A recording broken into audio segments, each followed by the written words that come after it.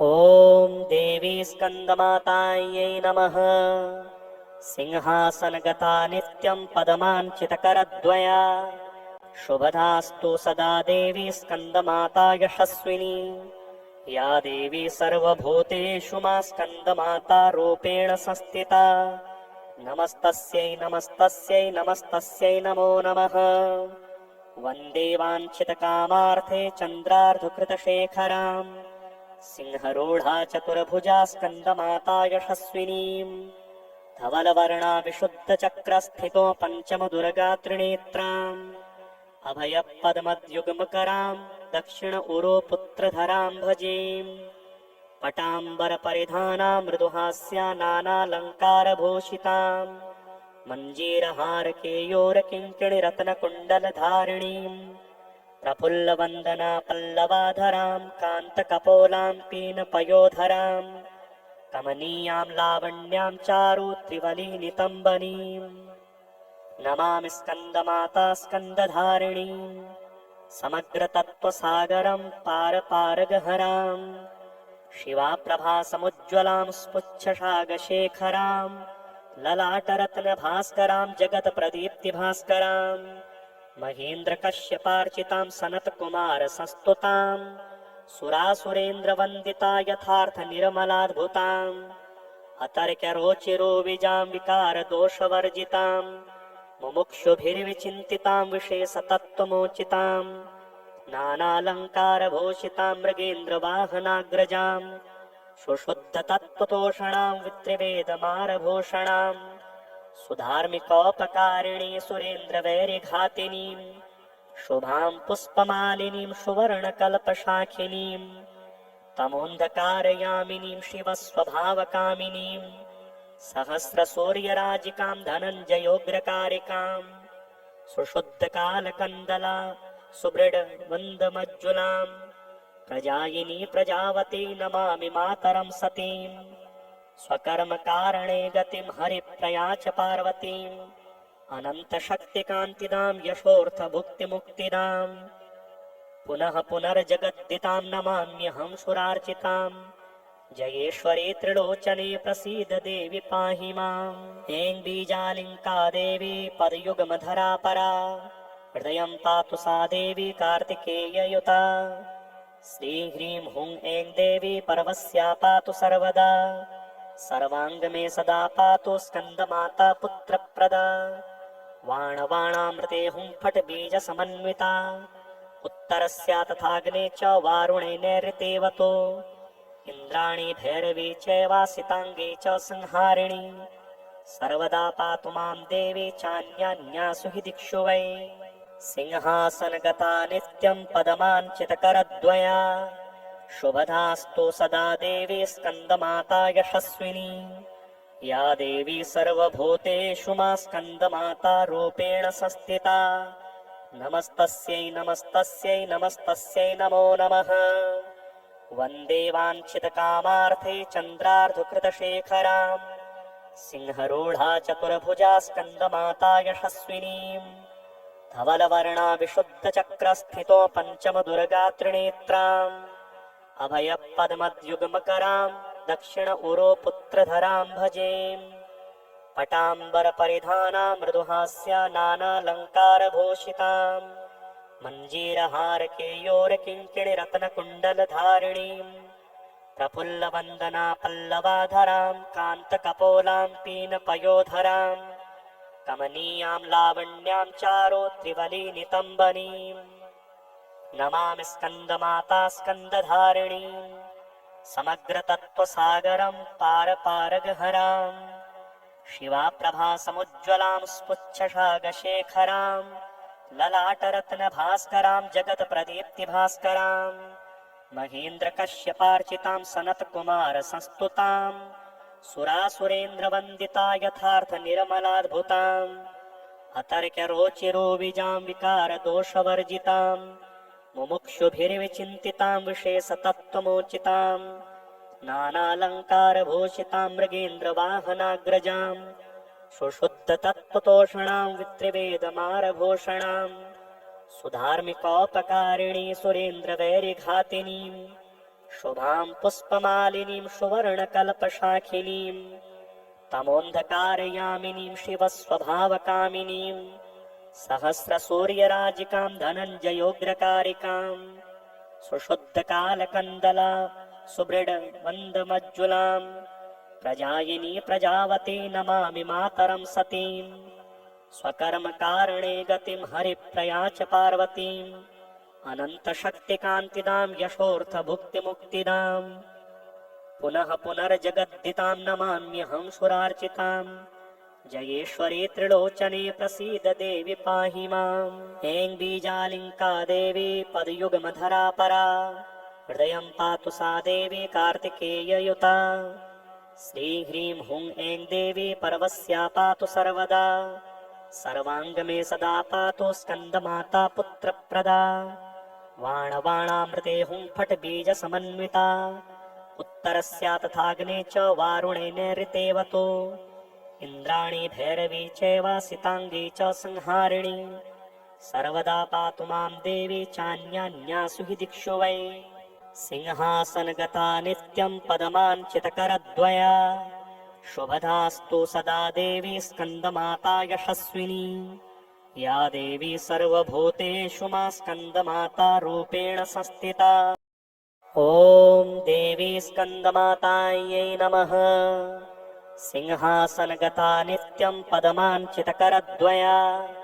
शुभदास्तु सदा देवी स्कन्दमाता यशस्विनी या देवी सर्वभूतेषु मा स्कन्दमाता रूपेण संस्थिता। नमस्तस्यै नमस्तस्यै नमस्तस्यै नमो नमः। वन्दे वाञ्छितकामार्थे चन्द्रार्धकृतशेखरां सिंहरूढा चतुर्भुजा स्कन्दमाता यशस्विनीं धवलवर्णा विशुद्धचक्रस्थितो पञ्चमदुर्गा त्रिनेत्राम् अभयपद्मद्युग्मकरां दक्षिण उरो पुत्रधरां भजेम् पटाम्बरपरिधानां मृदुहास्या नानालङ्कारभूषितां मञ्जीरहारकेयोरकिङ्किणिरत्नकुण्डलधारिणीं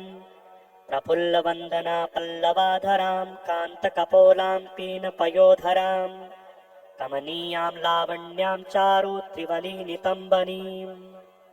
नमामि स्कन्दमाता स्कन्दधारिणीं समग्रतत्त्वसागरं पारपारगहरां शिवाप्रभासमुज्ज्वलां स्फुच्छशागशेखरां ललाटरत्नभास्करां जगत्प्रदीप्तिभास्करां महेन्द्रकश्यपार्चितां सनत्कुमारसंस्तुतां सुरासुरेन्द्रवन्दिता यथार्थनिर्मलाद्भुताम् अतर्क्यरोचिरो विजां विकारदोषवर्जितां मुमुक्षुभिर्विचिन्तितां विशेषतत्त्वमोचितां नानालङ्कारभूषितां मृगेन्द्रवाहनाग्रजां सुशुद्धतत्त्वतोषणां वित्रिवेदमारभूषणां सुधार्मिकोपकारिणी सुरेन्द्रवैरिघातिनीं शुभां पुष्पमालिनीं सुवर्णकल्पशाखिनीं तमोऽन्धकारयामिनीं शिवस्वभावकामिनीं सहस्रसूर्यराजिकां धनञ्जयोग्रकारिकां सुशुद्धकालकन्दला सुबृढमन्दमज्जुलां प्रजायिनी प्रजावती नमामि मातरं सतीं स्वकर्मकारणे गतिं हरिप्रिया च पार्वतीम् अनन्तशक्तिकान्तिदां यशोऽर्थभुक्तिमुक्तिदां पुनः पुनर्जगद्दितां नमाम्यहं सुरार्चितां जयेश्वरी त्रिलोचने प्रसीद देवि पाहि माम्। ऐं बीजालिङ्का देवी पदयुगमधरा परा हृदयं पातु सा देवी कार्तिकेययुता श्रीं ह्रीं हुं ऐं देवी पर्वस्या पातु सर्वदा सर्वाङ्गमे सदा पातु स्कन्दमाता पुत्रप्रदा वाणवाणामृते हुं फट् बीजसमन्विता उत्तरस्या तथाग्ने च वारुणे नैऋतेवतो इन्द्राणी भैरवी चैवासिताङ्गी च संहारिणी सर्वदा पातु मां देवी चान्यान्यासु हि दिक्षु वै सिंहासनगता नित्यं पदमाञ्चितकरद्वया शुभदास्तु सदा देवी स्कन्दमाता यशस्विनी या देवी सर्वभूतेषु मा स्कन्दमाता रूपेण संस्थिता। नमस्तस्यै नमस्तस्यै नमस्तस्यै नमो नमः। वन्दे वाञ्छितकामार्थे चन्द्रार्धकृतशेखराम् सिंहरूढा चतुर्भुजा स्कन्दमाता यशस्विनीम् धवलवर्णा विशुद्धचक्रस्थितो पञ्चमदुर्गा त्रिनेत्राम् अभयपद्मद्युग्मकराम् दक्षिण उरो पुत्रधराम् भजेम्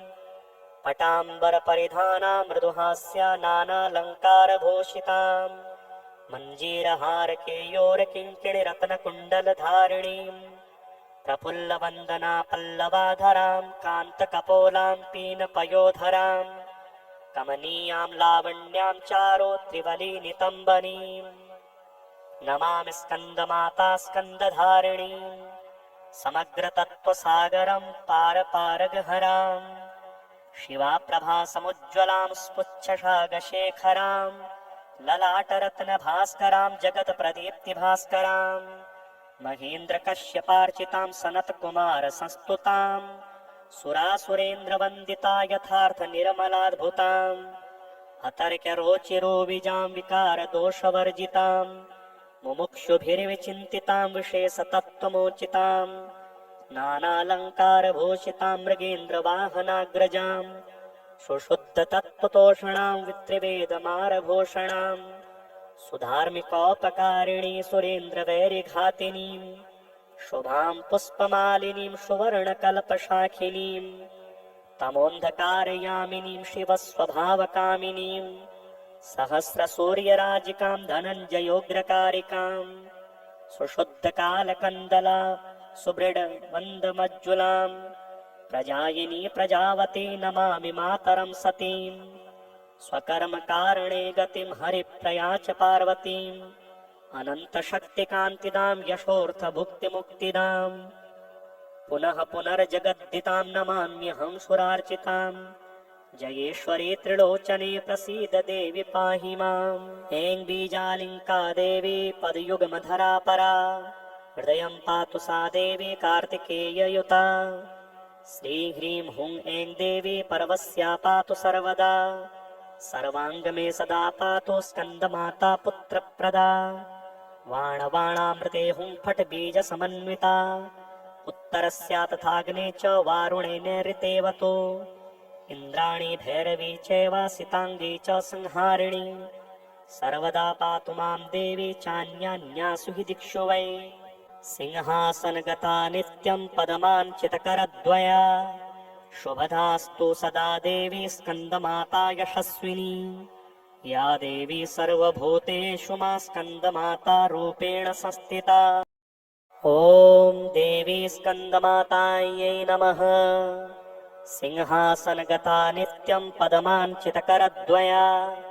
शुभदास्तु सदा देवी स्कन्दमाता यशस्विनी या देवी सर्वभूतेषु मा स्कन्दमाता रूपेण संस्थिता नमस्तस्यै नमस्तस्यै नमस्तस्यै नमो नमः वन्दे वाञ्छितकामार्थे चन्द्रार्धकृतशेखराम् सिंहरूढा चतुर्भुजा स्कन्दमाता यशस्विनीम् धवलवर्णा विशुद्धचक्रस्थितो पञ्चमदुर्गा त्रिनेत्राम् अभयपद्मद्युग्मकराम् दक्षिण उरो पुत्रधराम् भजेम् पटाम्बरपरिधाना मृदुहास्या नानालङ्कारभूषिताम् मञ्जीरहारकेयोरकिङ्किणिरत्नकुण्डलधारिणीम् प्रफुल्लवन्दना पल्लवाधराम् कान्तकपोलाम् पीनपयोधराम् कमनीयाम् लावण्याम् चारु त्रिवलीनितम्बनीम् नमामि स्कन्दमाता स्कन्दधारिणीम् समग्रतत्त्वसागरम् पारपारगहराम् शिवाप्रभासमुज्ज्वलाम् स्फुच्छशागशेखराम् ललाटरत्नभास्कराम् जगत्प्रदीप्तिभास्कराम् महेन्द्रकश्यपार्चिताम् सनत्कुमारसंस्तुताम् सुरासुरेन्द्रवन्दिता यथार्थनिर्मलाद्भुताम् अतर्क्यरोचिरोविजाम् विकारदोषवर्जिताम् मुमुक्षुभिर्विचिन्तिताम् विशेषतत्त्वमोचिताम् नानालङ्कारभूषिताम् मृगेन्द्रवाहनाग्रजाम् सुशुद्धतत्त्वतोषणाम् वित्रिवेदमारभूषणाम् सुधार्मिकोपकारिणी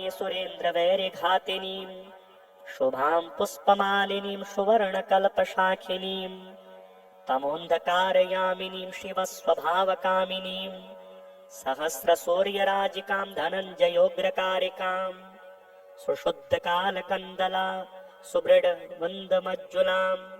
प्रजायिनी प्रजावती नमामि मातरं सतीं स्वकर्मकारणे गतिं हरिप्रया च पार्वतीम् अनन्तशक्तिकान्तिदां यशोऽर्थभुक्तिमुक्तिदां पुनः पुनर्जगद्दितां नमाम्यहं सुरार्चितां जयेश्वरी त्रिलोचने प्रसीद देवि पाहि माम् ऐं बीजालिङ्का देवी पदयुगमधरा परा हृदयं पातु सा देवी कार्तिकेययुता श्रीह्रीं हुं ऐं देवी पर्वस्या पातु सर्वदा सर्वाङ्ग मे सदा पातु स्कन्दमाता पुत्रप्रदा वाणवाणामृते हुं फट् बीजसमन्विता उत्तरस्या तथाग्ने च वारुणे नैऋतेवतो इन्द्राणी भैरवी चैवासिताङ्गे च संहारिणी सर्वदा पातु मां देवी चान्यान्यासु हि दिक्षु वै सिंहासनगता नित्यं पदमाञ्चितकरद्वया शुभदास्तु सदा देवी स्कन्दमाता यशस्विनी या देवी सर्वभूतेषु मा स्कन्दमाता रूपेण संस्थिता नमस्तस्यै नमस्तस्यै नमस्तस्यै नमो नमः वन्दे वाञ्छितकामार्थे चन्द्रार्धकृतशेखरां सिंहरूढा चतुर्भुजा स्कन्दमाता यशस्विनीं धवलवर्णा विशुद्धचक्रस्थितो पञ्चमदुर्गा त्रिनेत्राम् अभयपद्मद्युग्मकरां दक्षिण उरो पुत्रधरां भजेम् पटाम्बरपरिधाना मृदुहास्या नानालङ्कारभूषितां मञ्जीरहारकेयोरकिङ्किणिरत्नकुण्डलधारिणीं प्रफुल्लवन्दना पल्लवाधरां कान्तकपोलां पीनपयोधरां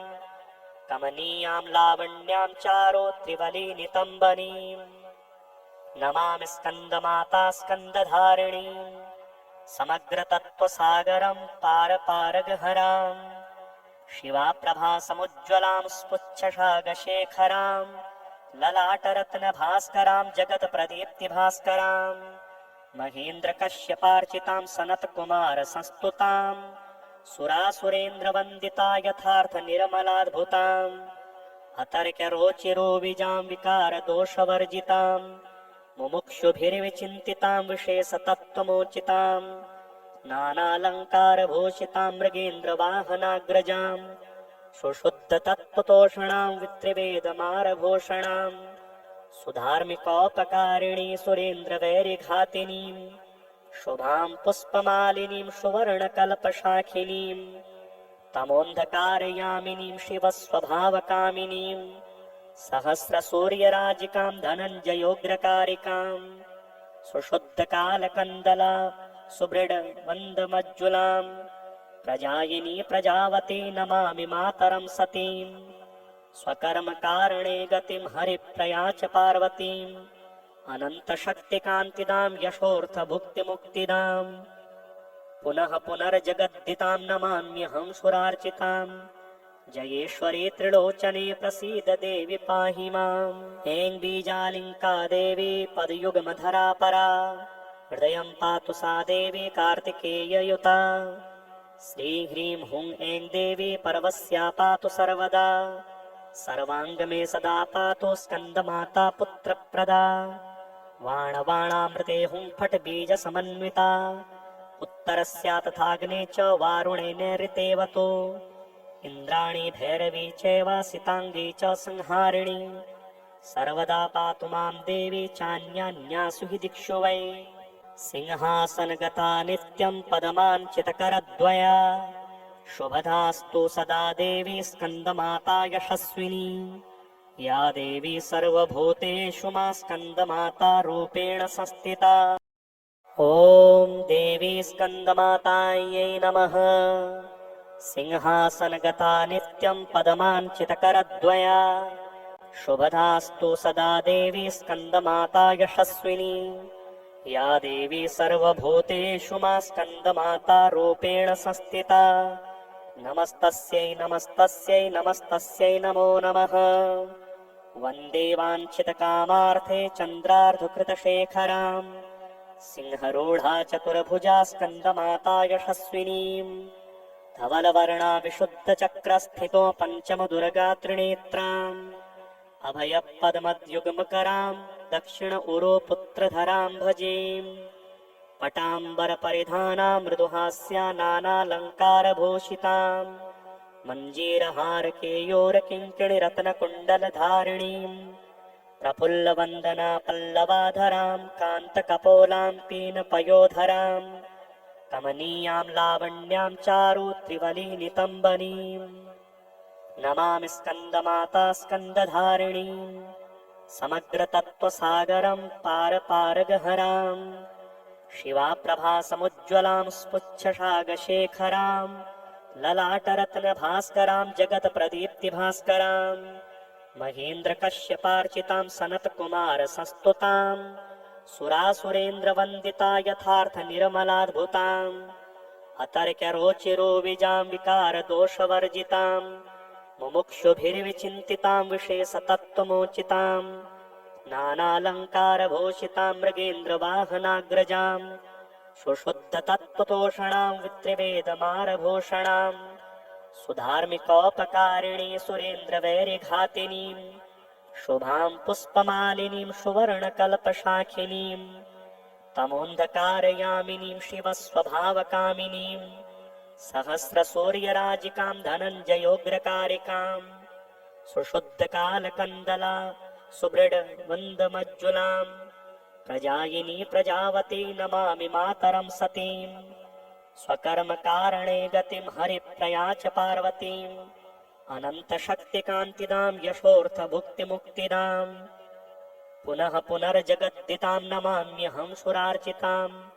जयेश्वरी त्रिलोचने प्रसीद देवि पाहि माम् ऐं बीजालिङ्का देवी पदयुगमधरा परा हृदयं पातु सा देवी कार्तिकेययुता श्रीह्रीं हुं ऐं देवी पर्वस्या पातु सर्वदा सर्वाङ्गमे सदा पातु स्कन्दमाता पुत्रप्रदा वाणवाणामृते हुं फट् बीजसमन्विता उत्तरस्या तथाग्ने च वारुणे नैऋतेवतो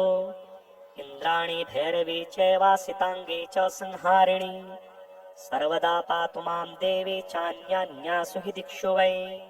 सिंहासनगता नित्यं पदमाञ्चितकरद्वया शुभदास्तु सदा देवी स्कन्दमाता यशस्विनी या देवी सर्वभूतेषु मा स्कन्दमाता रूपेण संस्थिता नमस्तस्यै नमस्तस्यै नमस्तस्यै नमो नमः वन्दे वाञ्छितकामार्थे चन्द्रार्धकृतशेखरां सिंहरूढा चतुर्भुजा स्कन्दमाता यशस्विनीं धवलवर्णा विशुद्धचक्रस्थितो पञ्चमदुर्गा त्रिनेत्राम् अभयपद्मद्युग्मकरां दक्षिण उरो पुत्रधरां भजेम् पटाम्बरपरिधाना मृदुहास्या नानालङ्कारभूषितां मञ्जीरहारकेयोरकिङ्किणिरत्नकुण्डलधारिणीं प्रफुल्लवन्दना पल्लवाधरां कान्तकपोलां पीनपयोधरां कमनीयां लावण्यां चारु त्रिवलीनितम्बनीम् नमामि स्कन्दमाता स्कन्दधारिणीं समग्रतत्त्वसागरं पारपारगहरां शिवाप्रभासमुज्ज्वलां स्फुच्छशागशेखरां ललाटरत्नभास्करां जगत्प्रदीप्तिभास्करां महेन्द्रकश्यपार्चितां सनत्कुमारसंस्तुतां सुरासुरेन्द्रवन्दिता यथार्थनिर्मलाद्भुताम् अतर्क्यरोचिरोविजां विकारदोषवर्जितां मुमुक्षुभिर्विचिन्तितां विशेषतत्त्वमोचितां नानालङ्कारभूषितां मृगेन्द्रवाहनाग्रजां सुशुद्धतत्त्वतोषणां वित्रिवेदमारभूषणां सुधार्मिकोपकारिणी सुरेन्द्रवैरिघातिनीं शुभां पुष्पमालिनीं सुवर्णकल्पशाखिनीं तमोन्धकारयामिनीं शिवस्वभावकामिनीं सहस्रसूर्यराजिकां धनञ्जयोग्रकारिकां सुशुद्धकालकन्दला सुबृढवन्दमज्जुलां प्रजायिनी प्रजावती नमामि मातरं सतीं स्वकर्मकारणे गतिं हरिप्रिया च पार्वतीम् अनन्तशक्तिकान्तिदां यशोऽर्थभुक्तिमुक्तिदाम् पुनः पुनर्जगद्दितां नमाम्यहं सुरार्चिताम् जयेश्वरी त्रिलोचने प्रसीद देवि पाहि माम् ऐं बीजालिङ्का देवी पदयुगमधरा परा हृदयं पातु सा देवी कार्तिकेययुता श्रीह्रीं हुं ऐं देवी पर्वस्या पातु सर्वदा सर्वाङ्गमे सदा पातु स्कन्दमाता पुत्रप्रदा वाणवाणामृते हुं फट् बीजसमन्विता उत्तरस्या तथाग्ने च वारुणे नैऋतेवतो इन्द्राणी भैरवी चैव सिताङ्गी च संहारिणी सर्वदा पातु मां देवी चान्यान्यासु हि दिक्षु वै सिंहासनगता नित्यं पदमाञ्चितकरद्वया शुभदास्तु सदा देवी स्कन्दमाता यशस्विनी